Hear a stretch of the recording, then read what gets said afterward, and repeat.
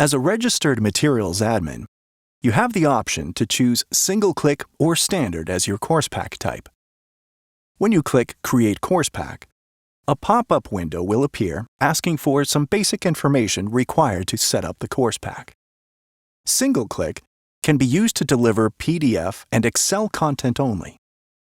Select Standard Course Pack if you are delivering e-learning HTML content, such as multimedia cases, simulations, or online courses. Standard Course Packs enable materials admins to compile HBP content in a protected folder for students to quickly access their course materials. Creating a standard course pack is very similar to creating a single-click course pack. To begin, go to the My Course Packs tab in the upper right-hand corner of the browser, then click Create Course Pack. Give the course pack a name, enter a course start date. The end date will default to 6 months from the start date. Select the course level and the appropriate discipline for the course. When you select Standard as your course pack type, you'll have the option to select Institution Pay or Student Pay.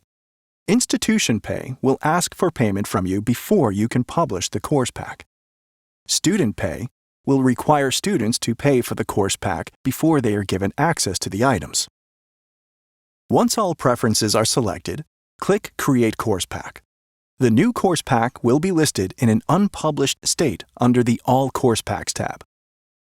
When more course packs are created, you'll be able to quickly identify which courses are published, unpublished, and expired. Now that your course pack is created, you can begin adding items. Add items to course packs by clicking on the item title from your search, then click Add to Course Pack. Note that your Materials Admin account also allows you to run a trial of the simulation, as well as review sample data, demo videos, and additional guided materials to help facilitate the simulation. When clicking Add to Course Pack, you'll see a list of all active course packs in your account. Select the checkbox next to the course pack name to which you'd like to add the item, then click Add to Course Pack. Note that single-click course packs will not be listed when e-learning items are selected. Navigate back to the My Course Packs tab in the upper right-hand corner of the screen, then click on your course pack name. The item will now be listed in the course pack and is ready to be published. In the blue box that says Unpublished, click on Publish Course Pack. Finalize and/or edit any course pack settings by entering the instructor name, enrollment, and course number if applicable. Note that instructor and enrollment are required fields.